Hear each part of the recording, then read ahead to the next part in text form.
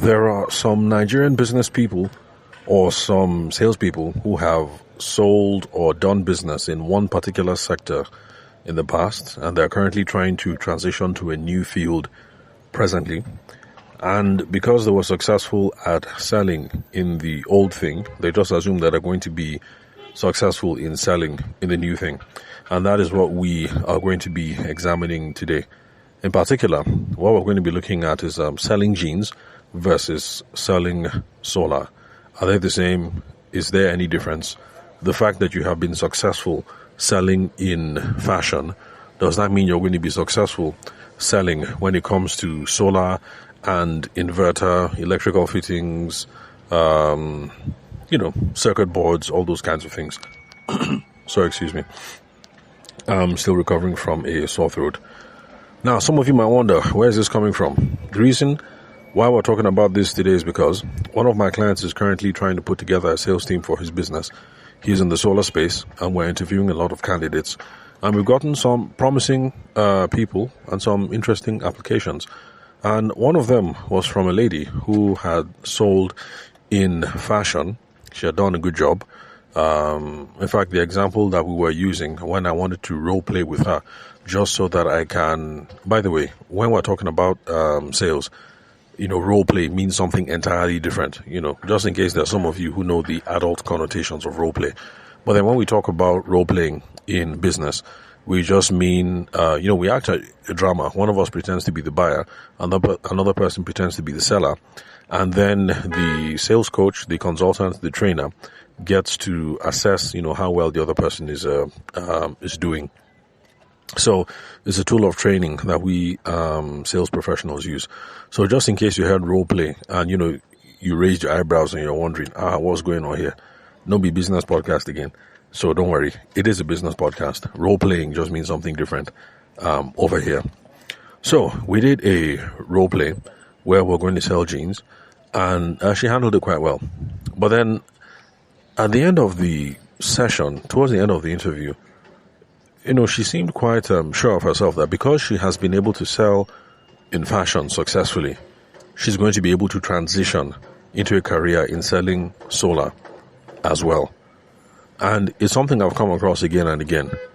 Somebody starts a business in fashion and they sell well. Then because of that, they're moving into a new field. Maybe now they want to start a real estate firm, and they assume that, okay, I was good at selling fashion, therefore I'm going to be good at selling real estate. Or somebody was a real estate professional, maybe for the last decade, and they turned out to be very good at it. But then now, they meet somebody who's a tech co-founder, and they're going to come in and use their sales expertise and help this thing blow. So the fact that you've been good at selling real estate, does it mean that you're going to be a good co-founder to handle sales for a startup? Okay, so those are some of the things that we're going to be looking at today. So, can you sell jeans and can you sell fashion the same way that you can sell solar? Now, the straightforward answer is that, well, there are some similarities and there are some differences, but the differences have huge implications for how it is that we're going to sell. So first off, yes, there are some similarities in selling jeans or selling fashion and the way you sell solar. First of all, no matter what it is that you sell, you're going to have to do some need analysis. Need analysis is the part of the business relationship, the part of the conversation, the part of the selling relationship, where you're trying to figure out who is this person and what exactly do they want, what exactly do they need, and do they have the inventory or the skill set to match that need.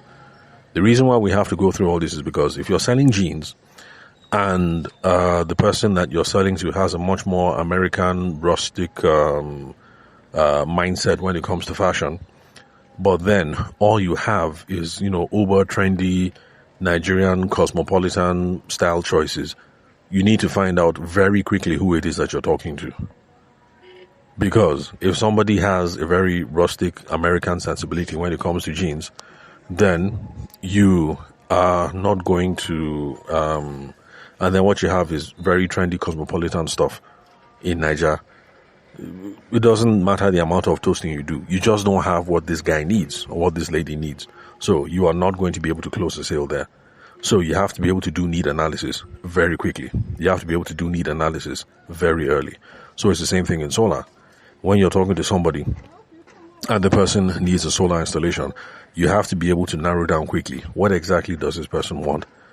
Do they want solar because, for residential purposes? Do they want it because, official purposes? What kind of setup do they need? Things like that. Because there are going to be some projects that will be beyond your scope. Like, for instance, Aso Rock has been in the news recently because, of course, now, NEPA has been misbehaving, power has been terrible, the generating companies have not been, is it the generating companies? I mean, the gas companies. Any which way, NEPA, they misbehave anyhow. And I think the presidency just concluded early on in the year a 10 billion naira project, at least according to what I saw in Vanguard newspaper, a 10 billion naira project, just to have a mini solar grid in Aso Rock. So, if you do solar, but you don't provide those kinds of things, mini grids, capable of powering Aso Rock, a 10 billion naira project, and you're talking to somebody, you need to be able to figure out exactly who is this person, what do they want, do I have the inventory, do I have the skill set, can I satisfy this client? So we need to do need analysis early. So yes, in that sense, if you have sold jeans before, or if you sold fashion before, okay, you do have some skills that are going to come in handy when it comes to selling solar. Then there are also some similarities because the lady figured out, and I'm glad she did, because there are lots of you business owners and salespeople who are listening right now who have not figured this thing out. The lady figured out that it's a good idea when you're talking to somebody to have 2 or 3 options on hand, 2 or 3 options on ground. Because when you have 2 or 3 options, you can stay in the game, you can stay in the conversation. If you only show somebody 1 pair of jeans, the answer is either yes or no. And if the person says yes, good, you've made some money. If the person says no, wahala de. So, she figured it out. You're talking to somebody, you figure out what it is that they like, you present them with 2 or 3 options, you stay in the pocket, you stay in the game, you continue the conversation. Good, very good. Oh, sorry, my alarm just went off. Okay, sorry about that. I have an appointment in about 10 minutes, so let me just wrap this up. So yes, there are those similarities. The same thing, if you're selling solar, you talk to someone, you figure out what their needs are. If you can come up with 3 options, good, better, best. Now, Oga, look, for this your office, for this your factory, for this your whatever, yes, ideally, you should be looking at this kind of setup. It will cost you maybe this amount. Just in case money is an issue, then, at all, this is the lowest option you should be taking. But, Oga, if you have serious bar and you want the ultimate, you want the best, then this is what you should be considering. So if you're talking to somebody in solar sales, and as you yarn back and forth, you give them 3 options. Okay, this one is ideal. If money day, then this is how you go excess. But, if things are rough, then this is the lowest option that you should be considering. So yes, whether if you sold jeans before or fashion before, that kind of mindset of giving people multiple options, yes, it will equip you well for selling in solar. So yeah, those are some of the differences. I'm sure if I think about it a bit, I should be able to come up with even more differences. Sorry, I said differences, similarities. Okay, alright, so now let me go to the differences. Now, these are the differences. Unfortunately, selling jeans is a simple sales scenario, while selling solar is a complex sales scenario. For those of you who've been listening to the podcast for a while, you already know. But for those of you who are just discovering the podcast for the first time, let me break it down for y'all. So, simple sales are items that are affordable. When something is affordable, the level of risk is low. When the level of risk is low, people know to they contemplate them anyhow. So, at the end of the day, not just jeans, simple jeans. So people can do quick math. I can afford it, I can't afford it. Okay, I'm feeling lucky, I want to splurge, Just simple calculation. No, they don't go think too much. You understand? On the other hand, solar, it's pricey. Because it's pricey, it's risky. People are thinking, Omo, if I drop 30M on this project now, and then the thing can't fumble, the power requirement is not enough, or if this person turns out to be shady, or, there's a problem here, as in all kind of factors are involved. So when it comes to solar now, people go, they reason, they go, they think, well, you understand? They go down on high alert. Not the same way if you sell jeans. If it's jeans, it's just a matter of, is this thing sweet? Abi, sweet. Do the children like it? Abi, they don't like it. Does my wife like it? My wife doesn't like it. Simple consideration. 1, 2, 3. Before you know it, if money day, the guy don't buy. But for solar, even if the money day, they hesitant, small, because they're trying to figure out exactly what it is that's going on. So genes, simple. Solar, complex. Then the decision-making matrix is different. For genes now, it's a very simple something. I am here. I either like these genes or I'm not. Okay, my wife is here. She either likes it or she's not. We can talk quickly and we can buy.